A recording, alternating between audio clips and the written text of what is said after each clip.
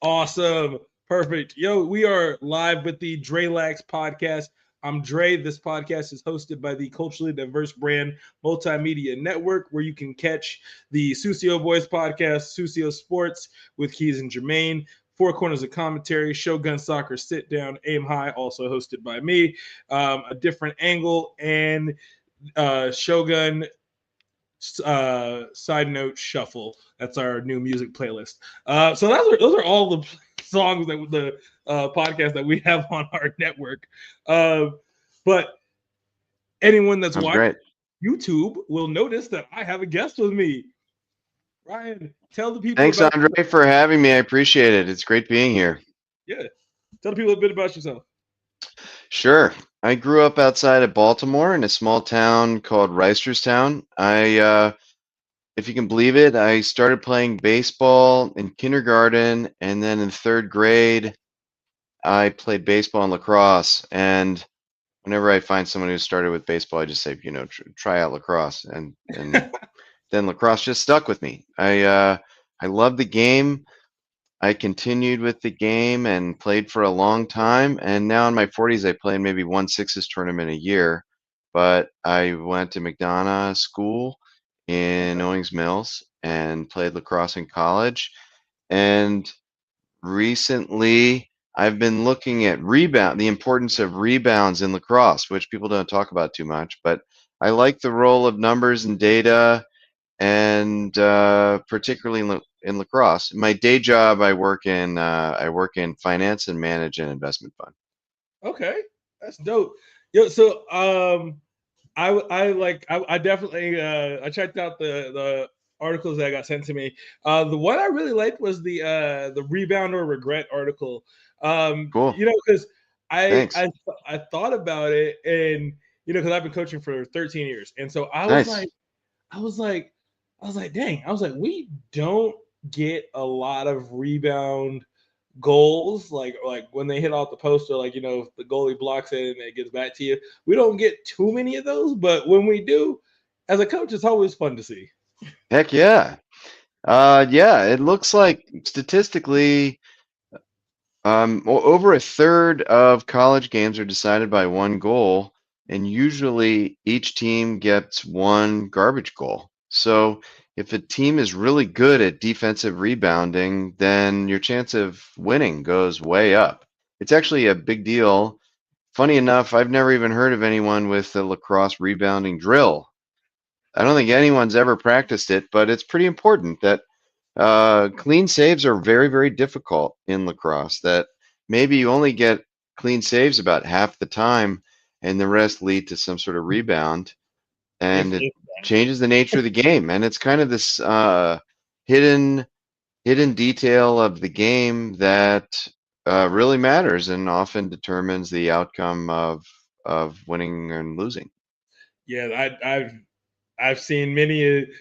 I've the clean saves that I've seen happen are few and far between, but it's one Yeah, of it's those things hard. where, like, if you get a goalie that's just good at the saves, get or like also if you have a defense that hustles for the runouts, it's way more like beneficial. But I will say, we this last weekend we had a couple of uh goal like shots that like rebounded off the pipe, and our goalie, like, we were on defense, was able to get it, and he was able to just like trigger a quick little fast break, and we scored like 4 goals off of just like that simple adjustment. That's great. Yeah, like, I definitely want to implement more of a rebound drill, because I feel like, especially with how the game has changed, I feel like not enough is focused on like the little things. I always tell people that games are won with the plays that happen Sure. in between the lines. The Sure. goals and the saves happen, but the where the game is won is off of like hustle and the little different things. Right. I mean, what I've often said, I played in high school with a good friend, and we used to call him the garbage man because he would score all these garbage goals, and they were sort of like a free goal that you weren't really planning on. It didn't come from the offensive set. But in hockey, obviously, this is standard. In ice hockey, a rebound goal is kind of almost built into the offense, where you shoot it and it bounces off the goalie's chest or his helmet or someone's skate, and then nifty offensive players score those goals. But in lacrosse, we don't really have a name for that. I mean, there's just, oh, that guy's kind of nifty around the crease, but we don't really plan around it. But likewise, a defender that can rebound well would be incredibly valuable, right? I've never heard a scouting report where someone says, oh, he scoops up 7 rebounds a game. He's like the Dennis Rodman of lacrosse, but of course, such a player would be extremely valuable and helpful, right? If you can scoop it up quickly and just run, get to daylight. When I was playing, I was always trying to scoop up those. I wasn't quite good enough. I played attack. I was always trying to scoop up the balls, and then I would just get completely decked and just just When you pummeled can actually hit by something. these huge guys. I mean, I would try to get it, but I was never that good at it. I would, you'd try to run right after the ball, but inevitably these guys would crush you. But if you could kind of crush the offensive player and get the ball run out of there. So I'd love to go through some of the numbers with you. Yeah, It might be kind of eye-opening. yeah, that'd be awesome. Great. So generally half of this, let's just talk about saves. So in a lacrosse game, it's very hard to save the ball. The ball is moving very quickly. Often someone's screening you. So about half the saves are clean saves. Of the other saves, about the rebounds, and about a third of those go out of bounds, and they go to mostly the offense. It's pretty rare that it goes to the defense. They run out only a very small portion of the save. So if we talk about the rebound goals, amazingly, the defense gets a little over half of those of the remaining portion. So it's about 40% that's left over. So 40% of live rebounds, about half turn into a goal, and the other half the offense gets. So now, is this in the that's a sport big, in general, or is this at different levels? it's a good question. So this is just based on a sample that a friend named Will and I put together. So we have reason to believe that this sample represents broader lacrosse in general, but this is a sample of college games, including All-American goalies. So I think generally the data fits for the game as a whole, but we're talking in a given save, something like 10 to 20% are going to lead to a quick goal, which is kind of scary and terrifying, right?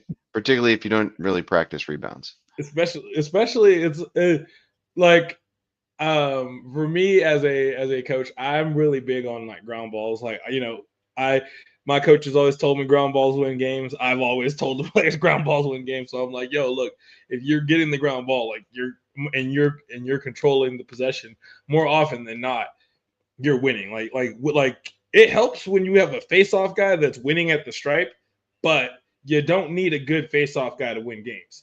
Yeah, the key is the ground balls.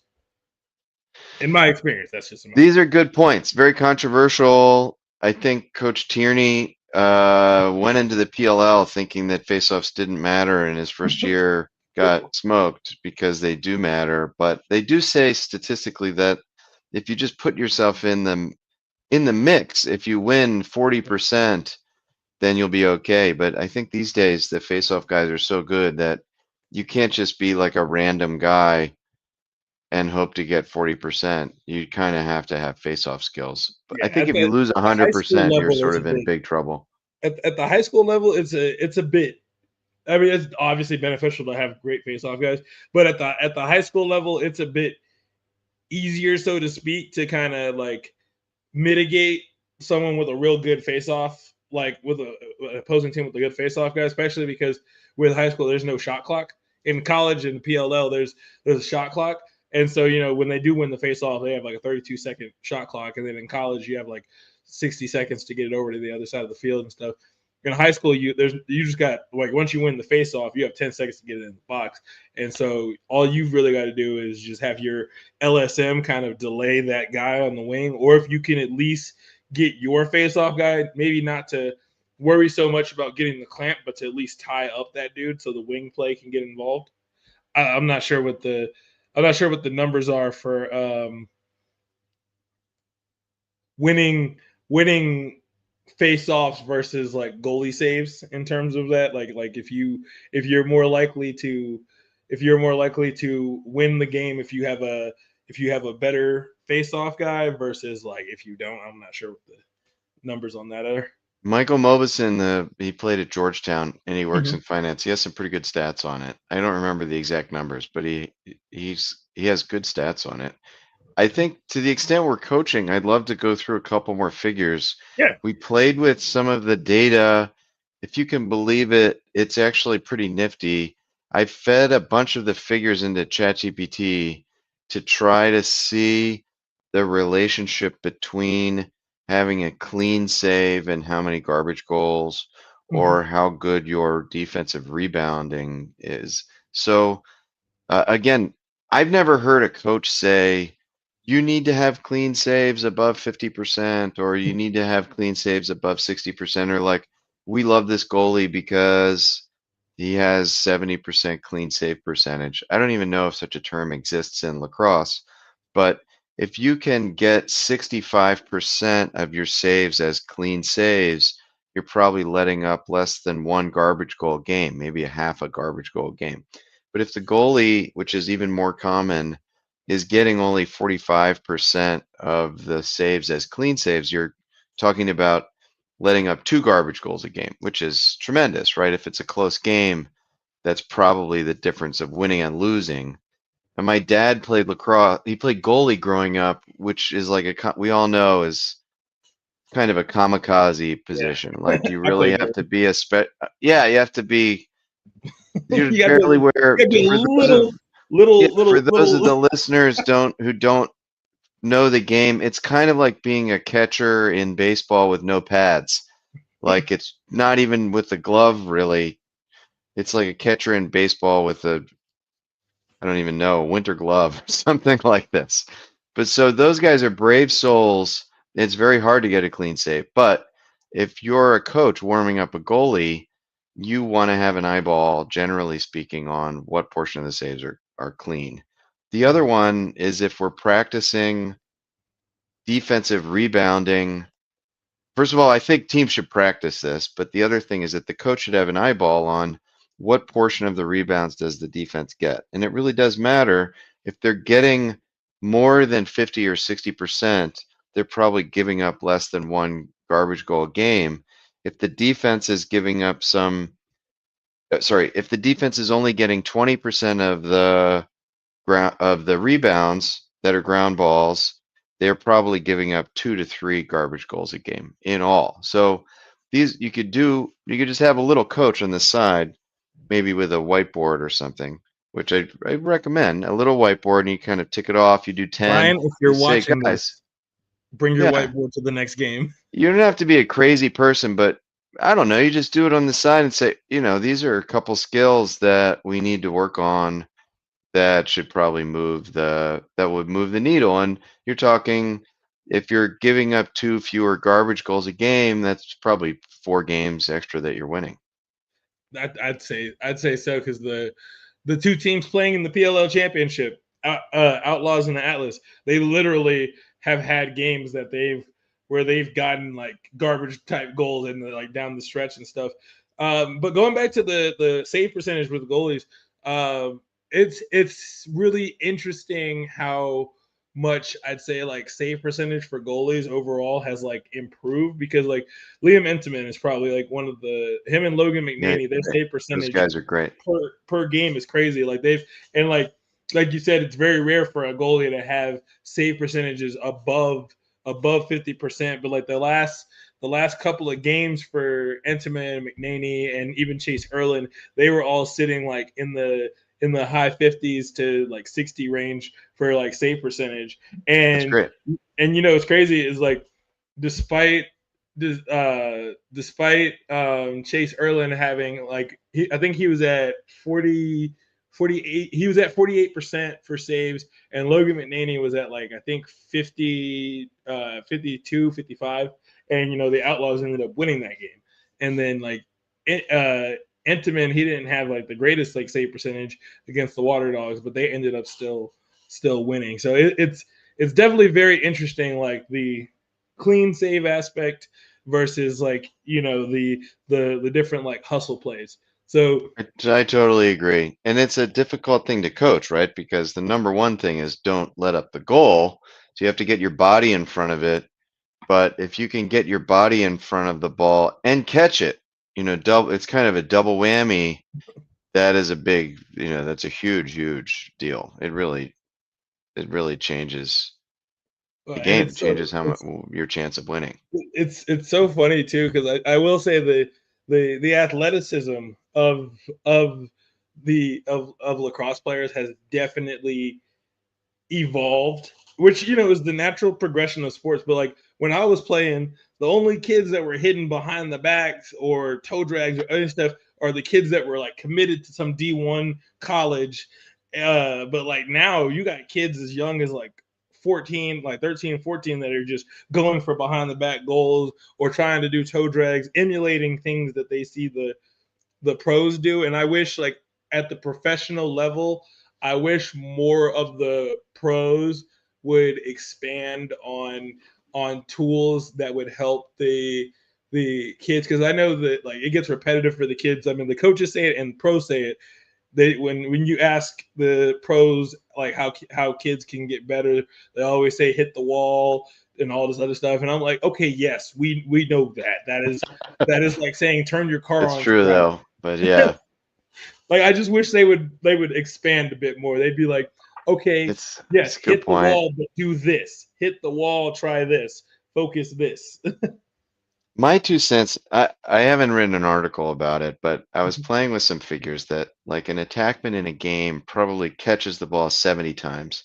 Maybe if they pass it a lot, he catches the ball 80 times. That's actually not a lot. If you think about the game, learning the game of lacrosse is it's actually pretty difficult. It's difficult to catch and throw, and to get up to speed takes a lot of time. And you're probably not going to get there just by playing games, even playing club games, because you're not going to catch the ball that much. You have to throw it against the wall. Just think like, how long would it take for you to throw it against the wall and catch the ball 80 times? I mean, you're doing one catch per second, maybe. So that's like 5 minutes. So really, there's this pressure to do, I think, to play a lot and play club a lot as a way of improving stick skills. That there's nothing wrong with that, I think. But I do think that the real stick skill improvement has to come from putting time in against the wall. If you just throw it against the wall 30 minutes a day, it was sort of this is the way I did it growing up. 30 minutes a day, 3, 4 days a week. It's something like playing 1,000 games a year. I mean, you're just playing a ton of games, but that's no fun. What I would say is throwing it overhand to your top overhand, that's not very difficult. You kind of have to throw the ball to areas of your body that are difficult to catch. Like throw it so the ball comes back to your stomach. Throw it so the ball comes to your foot. Throw it against the wall standing on one foot. Throw it against the wall hopping with 2 feet. It sounds really silly, but it helps simulate how difficult it is when you're moving your body in a game to catch the ball. So I don't think they're wrong, but I think you're right that just standing still, catching and throwing for it gets boring. I don't know. And I don't know Gotta how much that fascinate improves. myself. But if you throw it to your opposite hip, particularly with both hands, that goes a really long way. I was looking at numbers. So like the kids I coach, like I'm the head coach for JV, and then I also like assist with varsity. And I was looking at the games that we like won. Like last season, we were 10-4-1, and the games that we lost, we didn't control the ground ball game. Like we had pretty good face off percentages, but like for like so on average, we were scoring about 7.3 goals per game, and we had about like 3.8 assists per game. And then, but like our shot percentage as a team was just barely at like 50%. And like, you know, I can definitely recall that a lot of those goals, like that we did score, we were scoring some goals that we should have had no business scoring. Like some of them goals, like every coach has those like ones where like a kid has the ball in his stick and he's going to shoot and you're like no.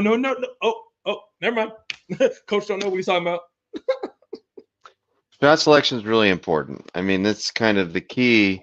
It's very difficult to coach a team and encourage them to take the best shot, particularly if you're missing one out of 15 passes. But it's very important. It's kind of like in basketball at the youth level, there's no shot clock at a lot of basketball games. So there's no reason you should take the first shot you can get. It's really, I think, important to wait for the best shot, and it's just better lacrosse, really, than just two passes, a quick dodge, shoot it with a guy on your hands, which is the way a lot of lacrosse goes. And it's not very pretty, and often the chance of that going in is not that high.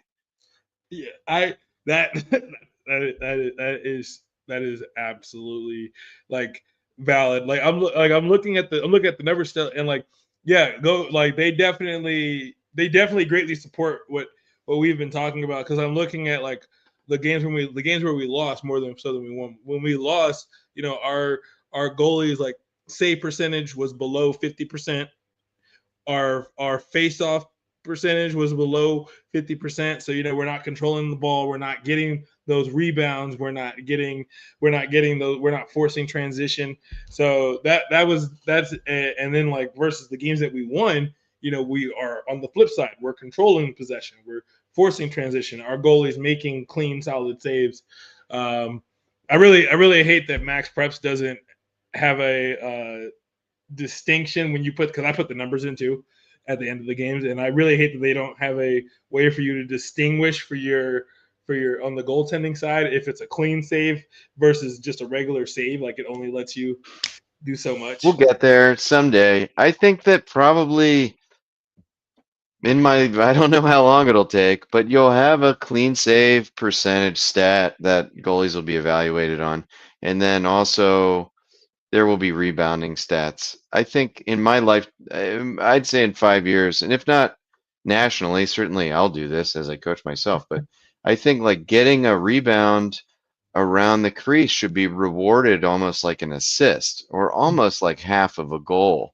So if a guy scoops up 4 rebounds, it's like scoring 2 goals. I mean, you're preventing the other team from getting a garbage goal. Or if an offensive guy scoops up 2 rebounds, well, it's almost like 1 goal. It's sort of the equivalent of getting 1 goal. It's a big deal. This is a way I think probably coaches should reward it. You like high five the process. The goals will happen. You don't need to tell a kid like you need to want to win. I mean, every player wants to win, right? That's a stupid thing to say, even though most coaches say that. Instead, it's kind of helpful to reward the indirect process that leads to the win. This is my experience. And that's one of the things like you know, I was telling like when we as the coaches were discussing like end of season like awards and stuff, we gave one kid like most improved and stuff because like I was like, yo, in the tremendous amount of time beforehand, he couldn't catch and throw to save his life. He scored some goals. He got a lot of crucial ground balls. And he did a lot of things that didn't translate to a stat sheet because like, you know, there's no way to give him credit for the stat, but because of something he did, it led to a scoring opportunity. And you know, for me, I'm like I always tell people I have no problem coaching the kids that have zero lacrosse IQ or don't have any talent, because I can teach you how to play lacrosse, but I can't teach you to hustle, to want to put the team ahead of yourself. And like that's why those people that get the ground balls, get the rebounds, like Hey, they are always hustlers. I love that. I love what you're saying. And I think it's totally right.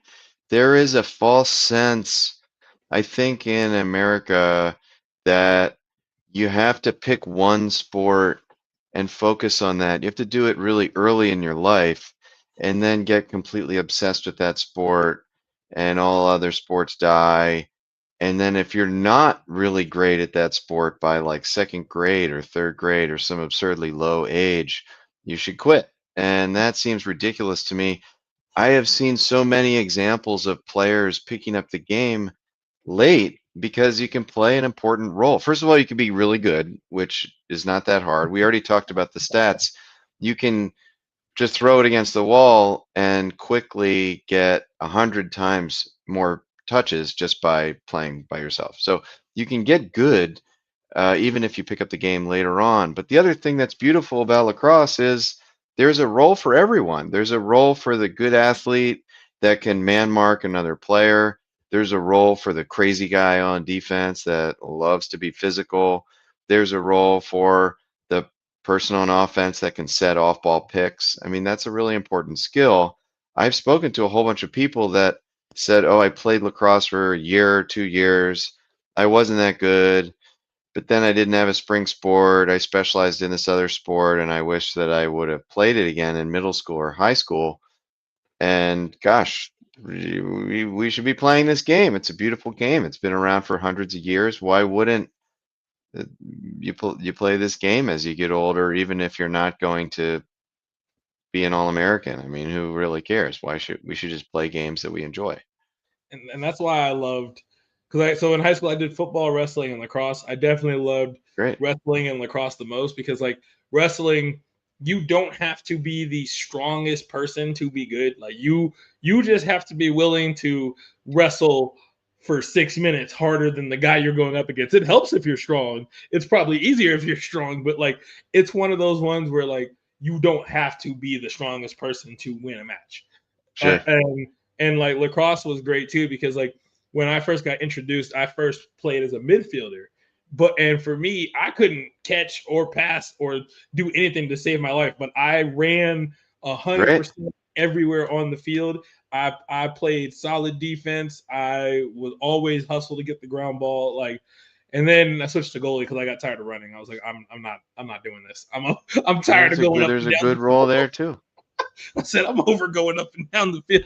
But I did so me and a few like people in my in like the lacrosse sphere that do media and coaching like other stuff. We've talked about just culturally how we feel like across all sports doesn't matter, not just lacrosse, but club sports in general. The culture of it is so detrimental to the growth of like youth in terms of like participation and them getting better development because so many clubs that I've seen like focus so much more on the wins and the developments and like they focus more on hey did you win or lose and here's this flashy gear as opposed to hey, let's help you Sure. understand this game and let's get better. And that's not, I'm not saying all clubs, but I've seen it more often than not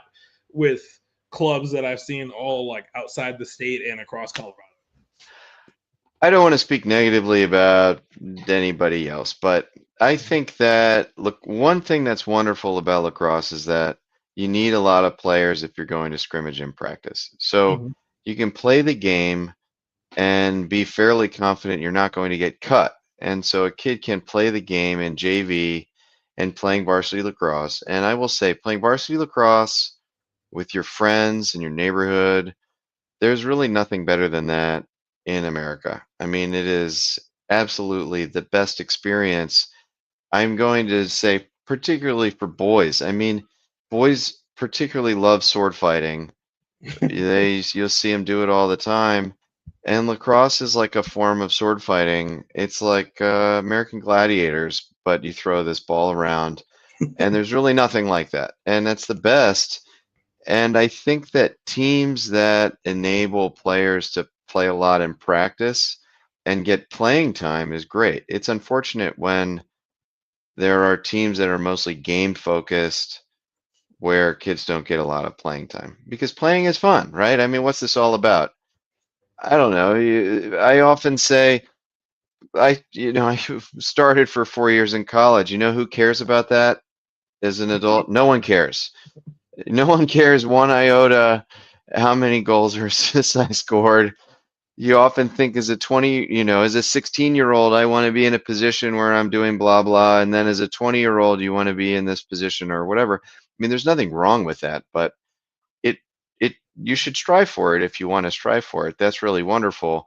But there's some feeling for 19, 20-year-olds that maybe when you're interviewing and you're 24, 25, someone will really care that you can shoot around the world. I mean, no one in the real world cares, but it's just a great game to play, right? Who cares what other people think? It's just if you want to play this and you're physical and you enjoy being with friends and playing a difficult game, well, this is a great game. I'm a firm believer. Like I've always said, I've always like held to this is winning is important, but not more important than life lessons. And like it's just a simple thing, like especially like you speaking for like the boys side because I've never coached women's lacrosse, even though I think what they do is phenomenal because they're all fundamentals and it's just really they're really athletic at this point. But like at the essence of it, boys are super competitive. Everybody's competitive. You sports in general is competitive, and everybody wants to win. And it's they're having more fun when they're winning, obviously. And so you you like it's a tricky balance between like you wanna obviously like put yourself in the position for your team to win and have the best success, but you want to try to make sure that like winning is the goal, but end of the day the goal is for you to get better in this sport as a whole. So whether we won or lost the game shouldn't be as important as, hey, how many of y'all got better? How many of y'all had a better game today than you did last week? And if you didn't, what can you do to build upon that so that this That's true. culminates in a better win for you? Yeah, you mentioned a lot of things there. I have coached girls lacrosse. I have Mhm. daughters, and it's fun. In a lot of ways, you can kind of be more physical because it's skin to skin, and Okay. refs don't call a lot. I mean, they don't call a lot of body checks. It's a funny dynamic. I don't really know why they call a lot of like stick to stick checks, but in my experience, they're very lax about calling cross checking. I mean, and I don't understand why this is, but it means that you can coach a particularly, let's call it legal, aggressive defense, which is a lot Yeah. of fun. I mean, it's kind of surprising to be honest, but it is true. Um, in terms of winning and losing, I coached a team with a friend. We coached at Town School in San Francisco, which is a great experience. We coached for 3 years, and the first year we had read all of these books about I don't know, positive coaching philosophy, and it should just be fun and all this stuff. And we didn't. I think we were 5-7 or something. We weren't winning that game, that many games. And the spirit of the team was not very good. I mean, the boys were not happy. They wanted to win more. And so in the off season, we didn't have kids at the time. In the off season, we got kind of nerdy. We actually had some dads who had reviewed, they'd filmed the game, so we broke the this is a longer story, but No, you're we good. found this company to break down the game film and provide us with some stats. We were kind of crunching numbers like nerds to try to figure out how could you do better on offense and defense. We found the secret to the game was clearing. And this is kind of the lesson: is a lot of youth boys lacrosse doesn't and girls lacrosse doesn't clear very well. They clear like 40% of the time, and you at the higher levels you clear 90% of the time. Soccer is not that different actually. So if you can just clear better, suddenly the game is revolutionized. So we put this little wrinkle in, and we practiced clearing a lot. And the second year we won. I think we made it to the playoffs. And the third year we definitely made it to the playoffs. And you'd be surprised. Even though the boys got better, and some of these guys were very good. Some became All-American lacrosse players in college. They were just having much more fun by winning, and I see this even with my own kids, where they might not know whether they necessarily had the best game of all time, but they won. Like people are high-fiving. So it goes both ways. On the one hand, skills are very important and sportsmanship and all of that stuff. On the other hand, maybe it's an American thing or just a human thing. Winning is just great. I mean, Yeah. there's no, I mean, you're playing by the rules.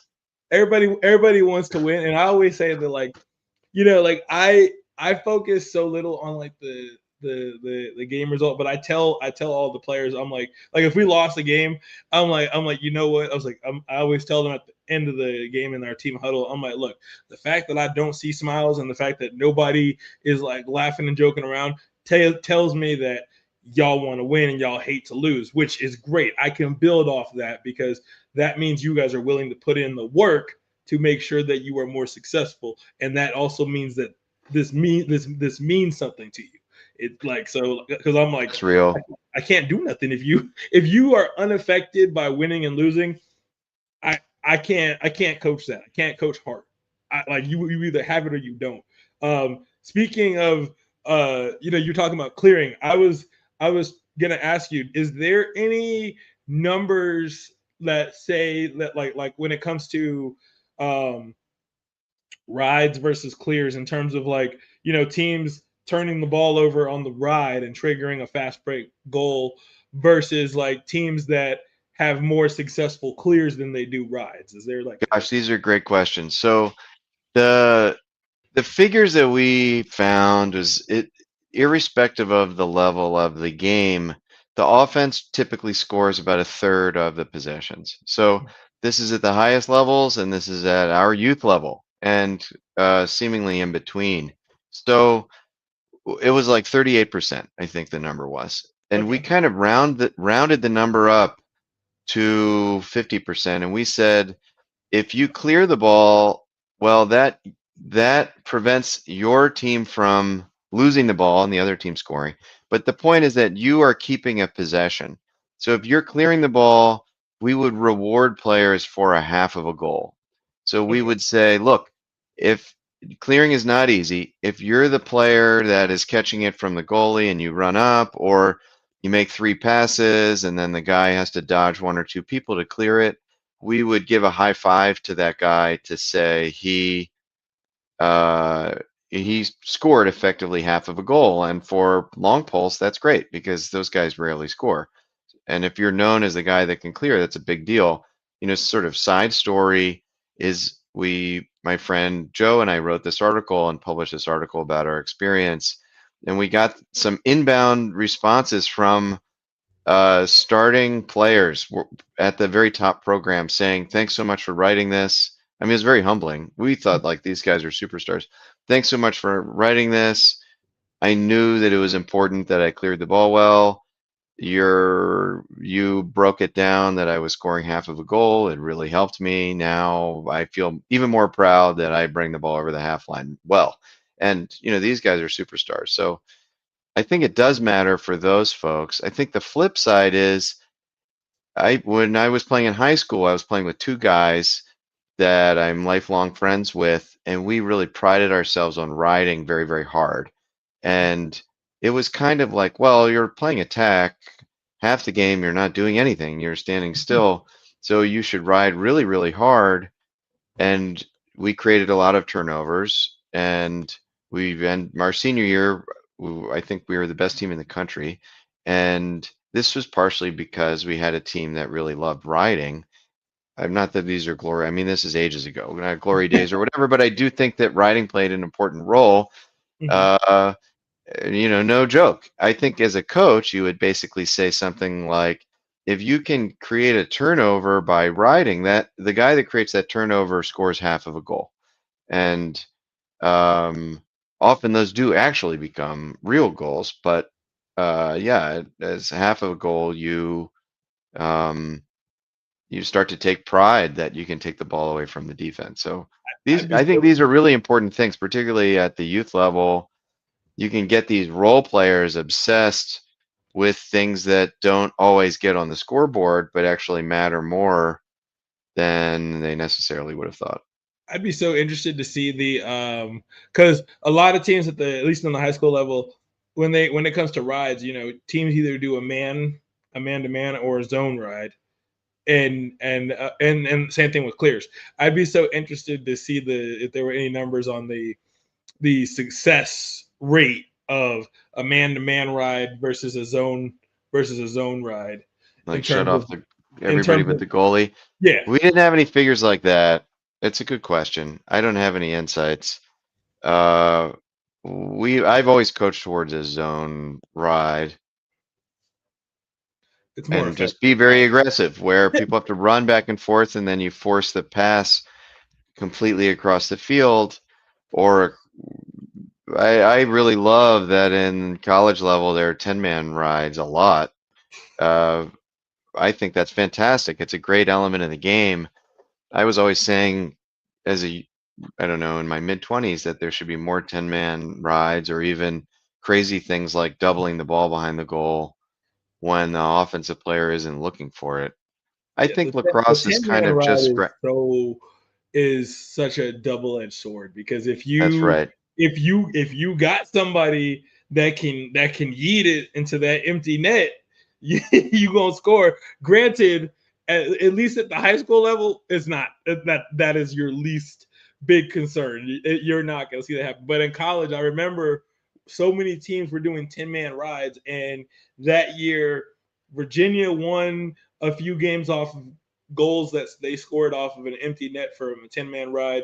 Ohio State lost some games. Duke lost a couple games off of the 10-man ride, and so a lot of teams were starting to go away from it. But Yeah.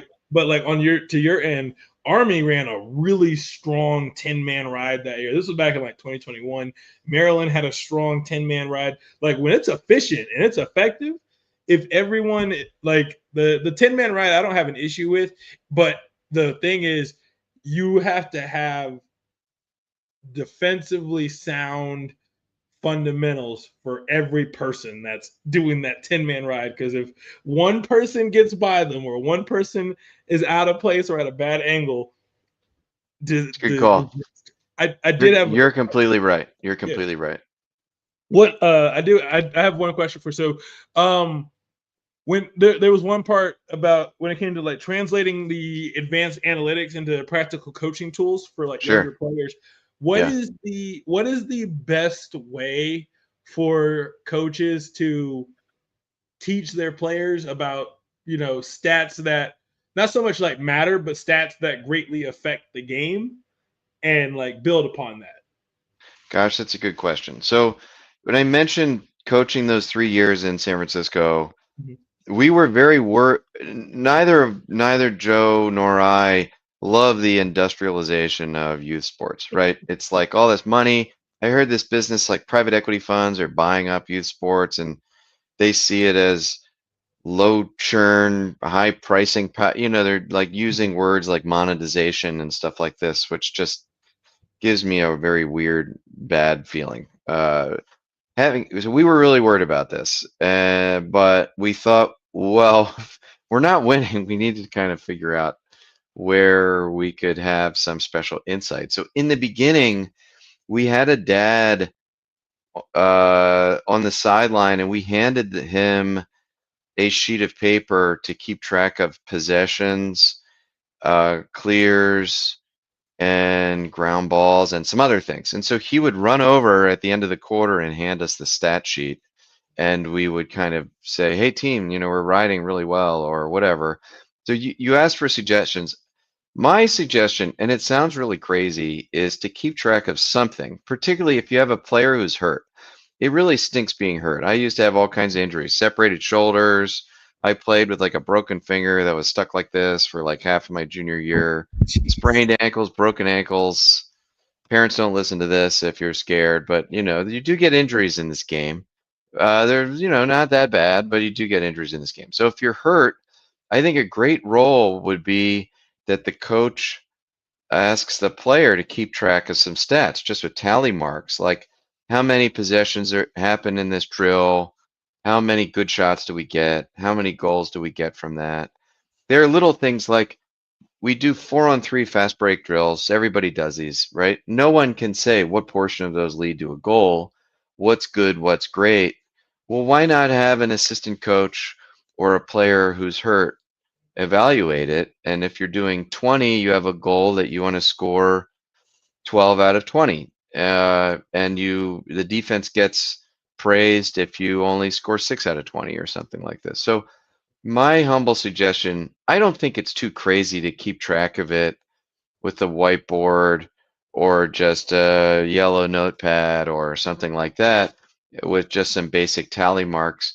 And I think follow your instincts. Look, I do this in my own investment business where we have data coming in from all kinds of places and often weird data like we invest in equities, like does the family control, is the company controlled by a family or not? Well, this isn't something that shows up on Bloomberg or Capital IQ, but you can kind of code businesses this way and then look at. I found it's helpful to look at returns based on these other figures. I think you can kind of do the same thing. That if you have an instinct that maybe this issue is helpful or not, or we need to get better at this, just start keeping track of it. You don't have to hammer the numbers home, but it's fun. I mean, I've coached a whole bunch of times. It's fun to compare. Maybe it's just me, but like on the ride home or, during warm-ups to compare with your buddy who's your co-coach just to say, hey, we did a lot better last game and we're doing better on this metric in practice. Let's try to focus on that. I will say it takes a particular duo to do it well because you can come across like a crazy person, right? Like, oh my gosh, this guy's a nut job that he cares about rebounds in girls basketball, but I don't know. I Yeah, think it's kind of fun. all of our injured players did the stats and they knew how to do it. So like it was but like, for me, punching the numbers in and seeing the translation, like what it looked like, I was able to see like gradual improvement. And I was actually excited at the end of the season because right now we had like, not counting the swing players for varsity, we had like 15 kids on JV, and going into this next Oh wow, not season, many. going in, right, we were going to games with 19 kids, Well, and it's fun. It means you don't have a lot of subs and you get well, playing. and the other part that's great is out of that 15, realistically, about 6 to 8 of them are probably moving up to varsity. And I was telling the other coaches, I was like, this is great. This is great progression because we do. And I tell the kids from day one, I'm like, listen, I'm like, this first week and a half of practice, you're going to think it's very boring. I will make these drills as fun for you as possible, but I Sure. promise you, these drills are just fundamental base because That's if you great. can't, if you can't pass and catch on the run, if you can't get a ground ball, you're not going to score. None of this matters. The fancy stuff that I could teach you is not going to matter. And That's so, right. and so, what I do is I have them do a drill using their dominant hand, and then we go through it 3 times, and then we go back through it, but everybody has to use their offhand. And Great. it's and so I alleviate the the the the pain that most coaches go through of having to tell a kid, hey, put it in your left, because like I've made it such a habit that it's normal for these kids to switch hands, and like nothing. I mean, I wish there was a stat category for it, because the number of kids that are right hand dominant that scored lefty goals last season for me, Oh, that's great. I'd say about 20% of the team scored at least one goal with their offhand, That's and cool. I've never had that happen. Just to round it out, yeah, I think the focus on the fundamentals is very important. Two things that I've sort of noticed from the outside. Mhm. I don't really know why, because lacrosse is complicated and it's not, I don't know, it's different than soccer. There's a tendency for coaches to talk too long. I mean, it's nice to talk when we're not playing, right? You and I are talking and discussing this beautiful game. But I don't really know why you kind of look across a giant lacrosse field and everyone's standing listening to the coach. I've kind of tried to have a rule like don't talk longer than coaches shouldn't talk longer than 90 seconds at a time, but really like 45 or 60. Even adults, I don't even think listen longer than, I don't know, someone giving them suggestions on how to get better at tennis or golf or lacrosse. Like, if you talk longer than 90 seconds, it's not going very well.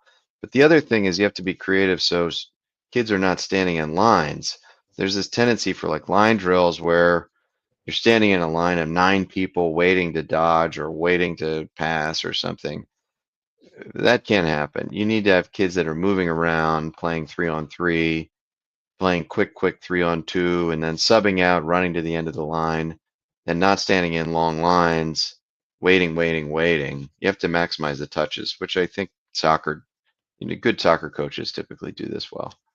There's one drill I picked it up. I researched it online, but basically you get a group of I do two. I have one where it's box passing. They're in a box and they're passing around. They're doing different rotations, different That's ways, great. all that stuff. And then I have another one before that they do every practice and they know what's coming. If I say get a group of three, they know get a group of three. Ball starts in the middle, person passes one direction and they follow their pass. So the next person is going to the middle, carrying the ball, passing to the next person. So basically all three people are moving the whole time. That's great. And I go through it progression wise. It's 10 touches righty, 10 touches lefty, one up, one down. And then the quick stick, and then they go back, and then once they all go through it, everybody stops, and I put a timer, and I say you got 2 minutes. Everybody goes through all 4 progressions. You have 2 minutes to get it done, and the stick skills got better. Everybody's moving, and the heart rate's up. Yes, I love it. Also, pet peeve, you didn't mention like 100 water breaks. It's funny, you look over these fields and like kids are getting water breaks every 5 minutes. I don't know what happened like 20 years ago. Suddenly kids need water like through an IV drip every 3 minutes. I mean, certainly you don't want anyone dying of heat exhaustion, but at least in New England, it's pretty cold during most of lacrosse season. Just think like you need touches. You need as many touches as you can get. The kids don't need a water break every 6 minutes. I don't understand what something changed. It's like my kids carry these water bottles around. It's kind of bonkers. I don't understand why they're water bottles everywhere all the time. I usually build 3 into practice. One before the end when we're going 6s because I don't want anyone stopping to have to get water.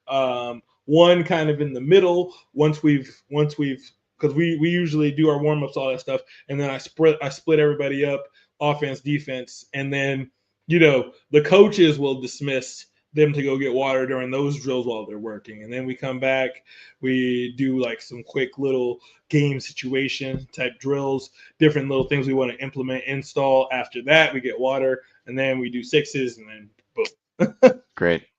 Love it. I ain't doing that. I ain't doing that 1,000. Especially. What's your take on 6s? My hot take is I kind of think everything should be 6s until high school. More lacrosse. More lacrosse is always good for the sport. More formats. Yeah.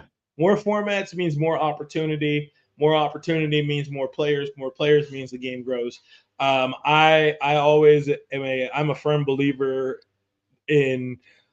I celebrate lacrosse in all forms: box, field, 6s, Olympic, whatever you want to call it. More lacrosse is good, and I just want more kids to have an opportunity to experience this sport because if they love one format, they might like the other. Like I had a player that this last summer, he spent the summer playing box instead of field.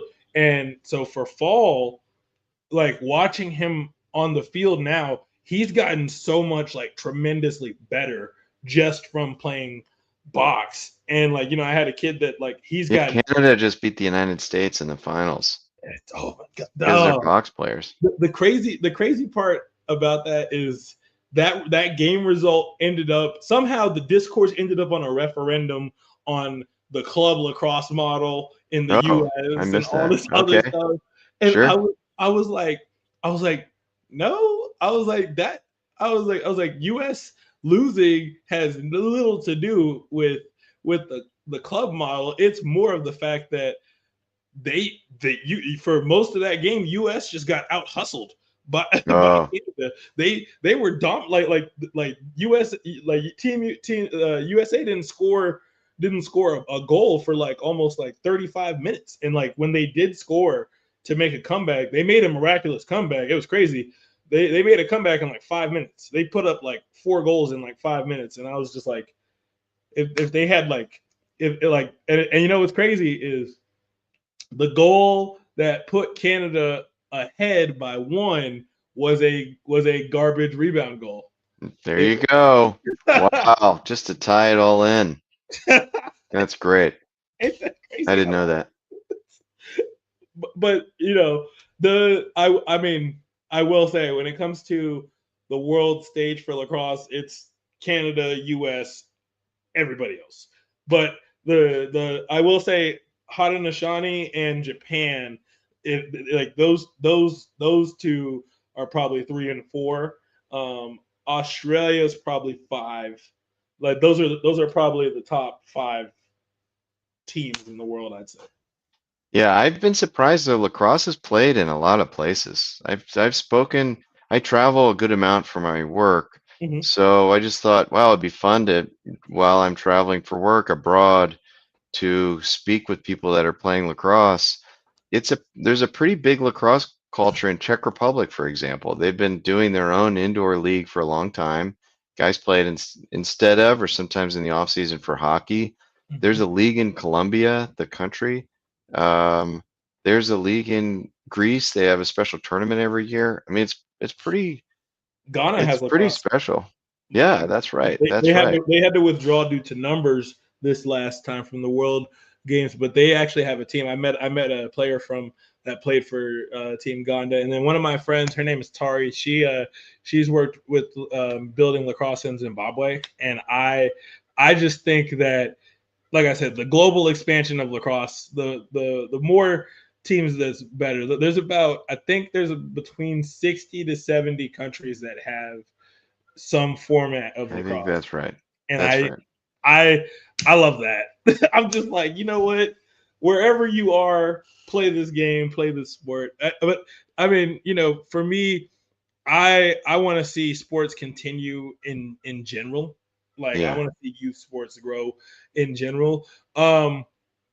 In like kind of like wrapping up, because I know you have like limited time here, but like what would you say is the biggest driving factor to retaining youth players?